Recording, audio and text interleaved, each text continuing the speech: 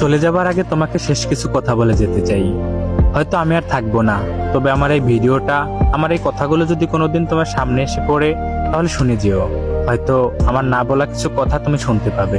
মানুষ বলে দুনিয়া নাকি শান্তির জায়গা নয়, কিন্তু আমি বলি, আমি তোমাকে পেয়ে, তোমার ভালোবাসা পেয়ে যতটা হাসি খুশি থাকতাম, বিশ্বাস করো আমাকে পৃথিবীর সব থেকে দামি সম্পদটা দেওয়া হলেও আমি এতটা হাসি খুশি, এতটা ভালো কখনোই থাকতাম না যতটা হাসি খুশি আমাকে তুমি রেখেছিলে।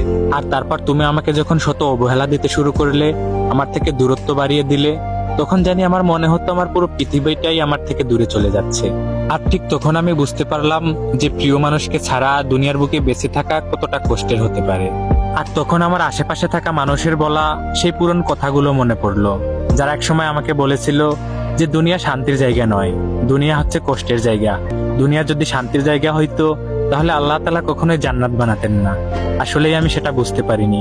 আমি তোমাকে ভালোবেসে আমার জান্নাত আমি দুনিয়ায় খুঁজে নিয়েছিলাম, তাই তো এই কষ্টটা আমার পাওনা ছিল।